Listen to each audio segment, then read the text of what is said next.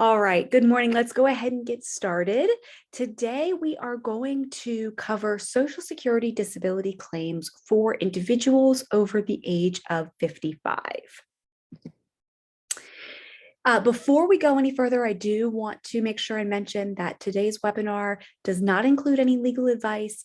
Legal advice can really only be given if an attorney knows your specific situation, because there's a lot of nuances and different things that can kind of change what legal advice might be. So today is just kind of a broad overview of certain things that might be available within the Social Security Administration disability programs.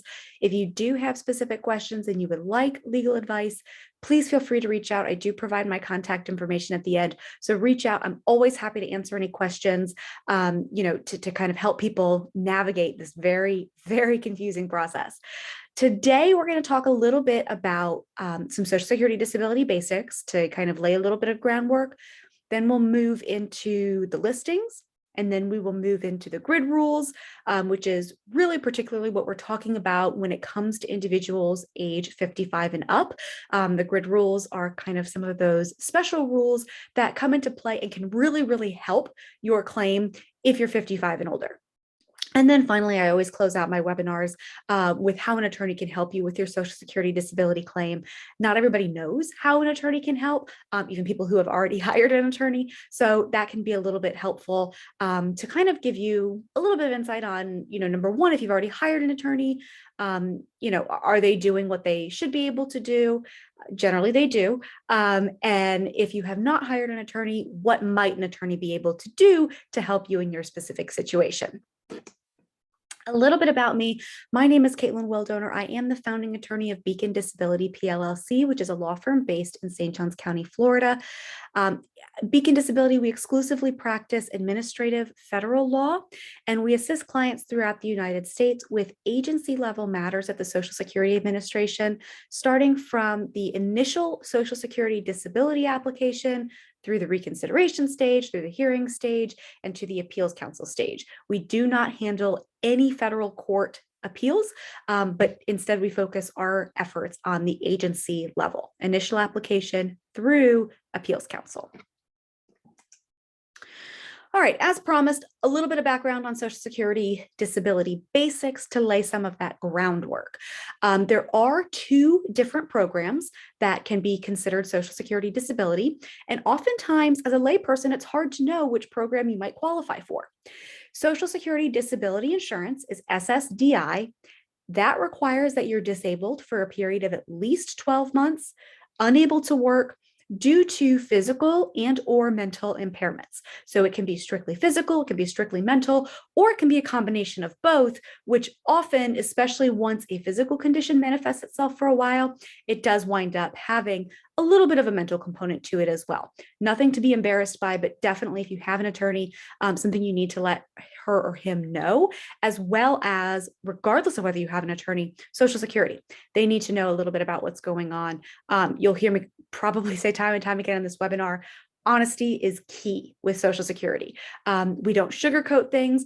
We don't overemphasize things. We are straightforward and honest with them. Social Security disability needs a certain number of work credits. Generally, that's you have to have worked 5 of the last 10 years and paid into the Social Security system, either as a self-employed individual paying that double, employer-employee tax, or as a W-2 employee where your employer pays part of it and you pay the other part. But either way, you have to have worked 5 of the last 10 years. As always, and as I alluded to earlier, there are exceptions to that rule. So if you're younger, or if you've got a different situation, you might still qualify for SSDI benefits if you have not worked 5 of the last 10 years. But by and large, that's a good rule of thumb to consider. SSI, on the other hand, does not require that work credit history. It still does require that you're disabled and unable to work for at least 12 months, again, physical and or mental impairments. But instead of that work history requirement, it's going to require that you have limited income and assets. and that is for a married couple or a single individual. As far as asset restrictions, currently the Social Security Administration will allow up to $2,000 in assets if you're single and up to $3,000 in assets if you're married. It does not include one house and one car, but any other property that you own, any other vehicles that you own, 401ks, IRAs, bank accounts, it will include all of that. Social Security does have an outline on their website of what they do and do not consider for SSI income and asset restrictions. So if you think you might qualify for SSI, but aren't sure you're right on that cusp, go ahead and check out the Social Security Administration's website. They've got that information there for you. All right, continuing laying that groundwork, Social Security, when they get a claim, they use a 5-step evaluation process to determine whether you are disabled under their rules. So the first thing they're going to look at when they get your case file and your application is, are you engaging in substantial gainful activity? This year for 2022, substantial gainful activity is if you are working more than 20 hours a week, or if you are earning more than $1,350 a month in gross earnings. So if you meet either of those thresholds, you're earning more than $1,350 a month in gross earnings, or you're working 20 hours a week or more, Social Security doesn't even get to your medical impairments. They look at that, they say, you're engaging in substantial gainful activity. By our definition, you cannot be found disabled. So that's step one. If you are not engaging in substantial gainful activity, they move to step two, which is, do you have a severe medically determinable impairment? Are there medical records that substantiate physical and or mental impairments that give you severe limitations in your ability to function on a daily basis? If not, again, Social Security says you don't have any severe impairments. By definition, you're not disabled. However, if you do have at least one severe medically determinable impairment, Social Security moves to step 3 to determine, does your condition meet or equal a listing? And we'll talk about the listings a little bit in a couple of minutes. The listings, it's called the Blue Book. There are a handful of different body categories that Social Security will look at, including musculoskeletal disorders, sensory issues, things like that, autoimmune disorders, cancers, where they categorize different conditions that would be expected to prevent you from working in any capacity. The listings are a very high bar. So if you meet or equal a listing, then Social Security can go ahead and find you disabled at step 3. If you do not meet or equal a listing, then Social Security moves to step 4 to determine, can you engage and return to your past work? Past relevant work is work that you have done in the last 15 years at substantial gainful activity levels. If you can go back to that past work, Social Security is going to say you're not disabled and they're going to stop evaluating your claim. Or I'm sorry, I take that back. If you can go back to your past work, you are not disabled. If you can return to your past relevant work, you will not be found disabled by Social Security. If you cannot go back to your past work, Social Security will move to step 5 to see if, can you engage in any other work? Is there other work that's out there that you can engage in? I will say that when evaluating whether you can go back to your past work or engage in other work, Social Security is using what they call a residual functional capacity. They review your medical records and determine, based on those records, what they think you're capable of doing. Can you engage in sedentary work, light work, medium work, heavy work? Usually Social Security will kind of cut off at medium. If they think you can do medium work, that's usually enough for them to go ahead and say you're not disabled. And we'll go ahead and talk about that a little bit in a few minutes when we get to the grid rule discussion. But that's what they're doing, is they're using that residual functional capacity that they'll kind of create at like 3B or 4A. It's not an official step in that 5-step evaluation process, but they do it before determining if you can go back to your past relevant work, because they use that RFC to determine, can you go back to your past work, or at step 5, any other work. All right, so there is the direct link to the Blue Book. As I mentioned before, it covers 14 broad categories, and each listing under each category contains certain medical criteria that applies to the evaluation of impairments in adults. There is also a children's Blue Book, But as we're talking about adult claims 55 and over, the Children's Blue Book is not relevant to this particular webinar. But if you do have children that are disabled, they do have a separate Blue Book that they evaluate children conditions under. So if you have a specific condition that you think you might meet the listing for, go ahead and visit that Blue Book. See what is the medical criteria that Social Security is going to be looking for that kind of claim, and do you have any of that? For example, for a lot of the musculoskeletal disorders, Social Security revised those listings within the last couple of years. And now they look at them a little bit differently. In some ways, the listings are slightly easier to meet, and in some ways they're harder. So I personally think it's a bit of a wash, the changes that they made, but they did make those changes. So again, if you've got back disorder, knee, hip, any kind of musculoskeletal disorder, take a look at those listings. They did change them recently. And I don't know how many doctors know that they changed that. So if your doctor says, oh, you should meet the listing for this, he or she might not know that they updated the listing, and the update might either push you into or out of eligibility based on what your specific records show. Here are the 14 Blue Book categories. As you know, I mentioned it's musculoskeletal disorders, and that's because a lot of the cases that we see kind of center around the musculoskeletal disorders, but also relevant special senses and speech. You know, we've all been living through this COVID-19 pandemic together these last few years. Respiratory disorders, I think we're going to start to see a little bit more of that frequency come into play, as well as the cardiovascular system.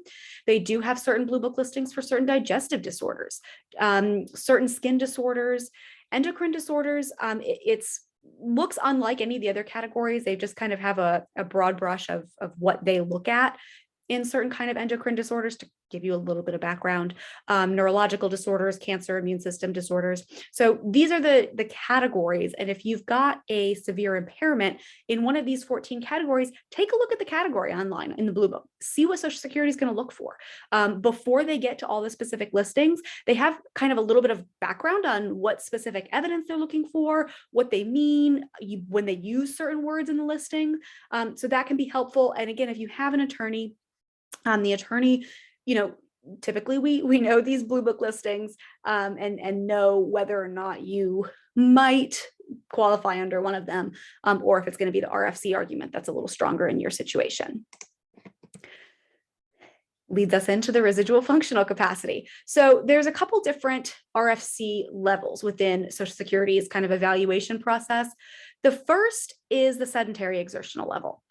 At the sedentary exertional level, if that's where Social Security thinks you sit, they think that you can lift no more than 10 pounds ever and are limited to only occasional walking or standing.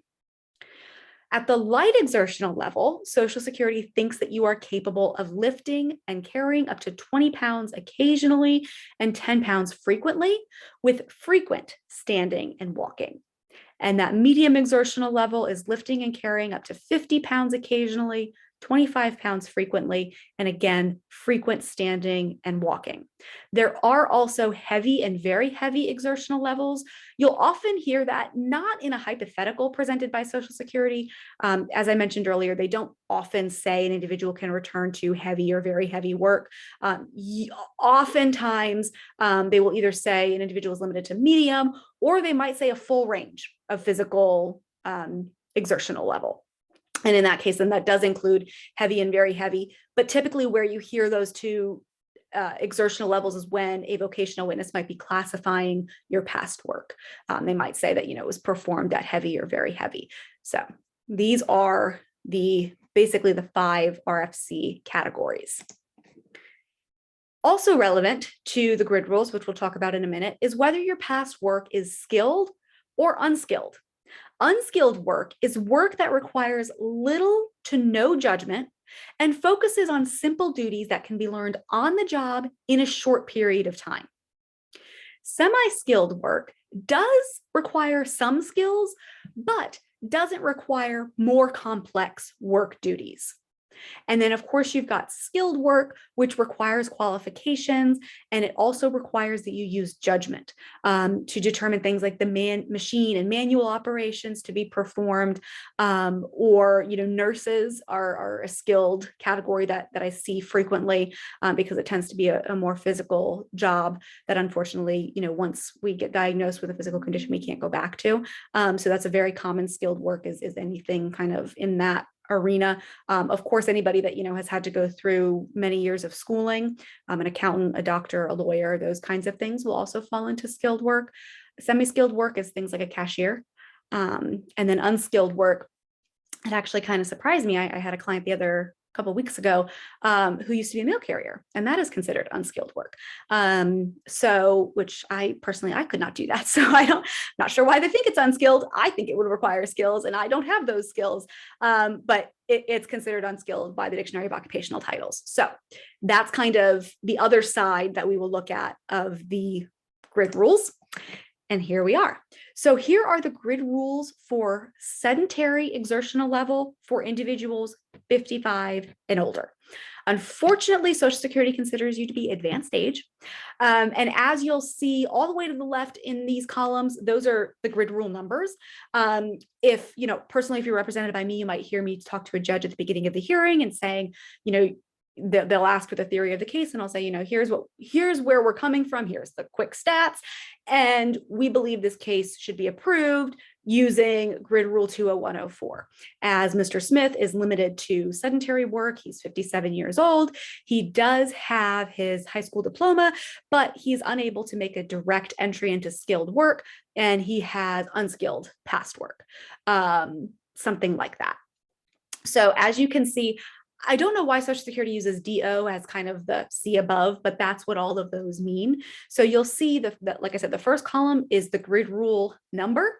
That second column there where the top says advanced stage, that is the age category. And like I said, since this webinar focuses on 55 and up, these are all relevant. If you're between the ages of 55 and older, not retired, because if you are fully retired, if you've hit retirement age, then your retirement benefit is what you will receive. You can't receive Social Security disability on top of retirement. It comes out of the same pot. That third column there in the middle is your education. There's a couple different education categories. There's limited or less, which is if you don't have a high school diploma or a GED, that's the category that you would fall under. Then there's the high school graduate or more, as long as you've got your GED. If you've got your bachelor's, your associates, specific licensing, a postgraduate degree, you will still fall into that category.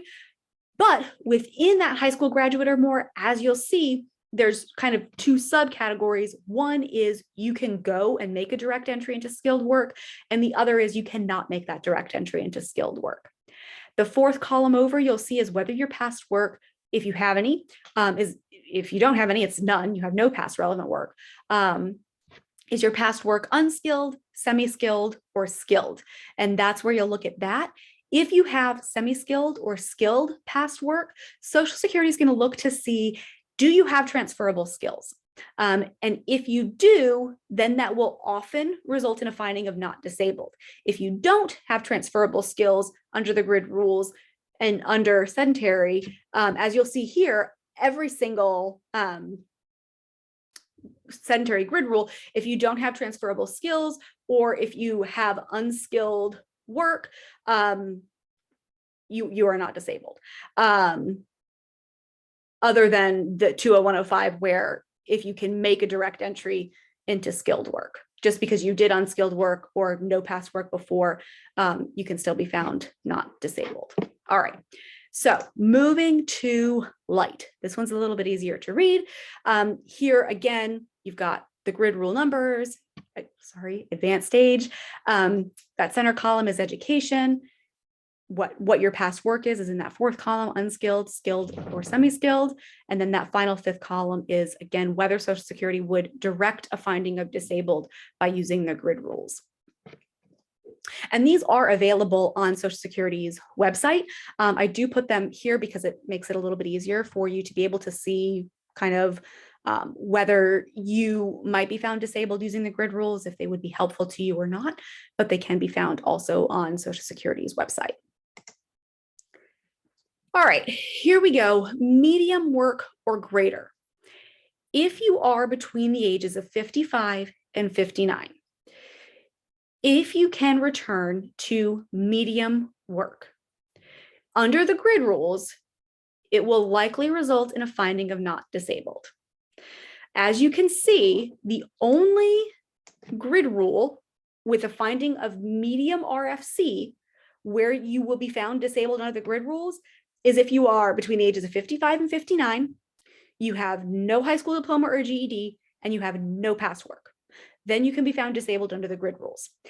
Anything else, medium work or greater, grid rules don't help. Also, the worn out worker rule might apply, and we'll talk about that in a couple slides. At the medium work or greater RFC, Social Security also adds a new category. We're used to seeing advanced age. Social Security at 60 for medium work only, when it comes to the grid rules anyways, will create a new age category. And those individuals are considered closely approaching retirement age. And here, Social Security kind of adds a new category in. Everything else is kind of the same, still likely will result in a finding of not disabled, unless, same with the last one, if you have a limited or less education and no past work, then you could be found disabled. But as you'll see on 20301, if you have a marginal education, which is typically considered very, very minimal education, 8th grade or less, and if you have unskilled or no past work, then you can also be found disabled under the medium RFC. So medium RFC doesn't often result in an automatic finding of disability the way sedentary kind of doesn't. It's not automatic, but it's easier to get to. Light is a little bit harder than sedentary, and medium is the hardest using the grid rules. As I mentioned, though, there is a worn out worker rule. If you have a marginal education and your work experience lasts 35 years or more, and you've only, during those 35 years or more, ever done arduous, unskilled physical labor, if you are not currently working and you are no longer able to do the kind of work that you are used to doing, then you might be found disabled, even though you're able to do medium work. This does not happen all that often, but it is a possibility. And so I did want to add it into the webinar since it is relevant. 35 years or more likely than not, even if you started at 20, you're going to be 55 or older. But it can happen to those under 55. The worn out worker rule may apply if they started working very, very young. But this is, you might hear others talk about the worn out worker rule. That's what this is. So again, marginal education, 35 years or more, doing only physical, unskilled, arduous labor. You must currently not be working, and you must currently be unable to do the type of work you've done in the past because of your severe impairments. Okay. All right. Again, as promised, how can an attorney help you? Throughout the entire process, including the appeals counsel stage, we can provide guidance on what correspondence from Social Security actually means. It can be very confusing. They are form letters, but they can still be confusing. So we can provide guidance when you, and in theory, we receive a document from Social Security. Here's what we need your help with. Here's what you need to do. Here's what we will do. Whatever the course of action is based on that specific letter, an attorney can help you determine that. An attorney can also file any necessary appeals at the stages. As I mentioned at the beginning, we do not handle federal appeals. We handle only agency level appeals. Other attorneys might handle federal appeals. We don't. And at all stages, an attorney can review your medical records and your case file. At all the other stages, so kind of excluding the appeals counsel stage, and the reason why is because this is not as relevant at the appeals counsel stage, but initial reconsideration hearing, an attorney can review your documents for accuracy and completeness to make sure what you are providing to Social Security is accurate and that it's complete. Also discuss what Social Security is looking for in those requested forms. And the reason why this isn't terribly relevant at appeals counsel stage is because they don't send real forms at appeals counsel stage. They also don't really request updates, but at initial through hearing stage, an attorney can work with you to provide updates back and forth between you and the Social Security Administration. at the hearing stage. An attorney can help prepare you for that hearing before an administrative law judge, and then of course question you and any witnesses during the hearing. Okay, that kind of doesn't cover everything on an attorney's, what we can do to help, but it does cover a broad brushstroke of what we can do. As I promised, here's my contact information. Feel free to give me a call, send us an email. As I mentioned, we do assist clients throughout the United States, as Social Security is a federal administrative practice area, and we do not handle any of those federal appeals. We handle just agency level cases, initial application through Appeals Council, and our main office is in St. Johns County, Florida. Thank you so much for joining me today. If you have any questions, feel free to reach out. You can also click down below in the replay. There will be a scheduling link. You can click that and be able to see a convenient time for you and I to have a telephone chat about what we can do to help you. So thanks again for watching. Take care. Have a good day. Bye-bye.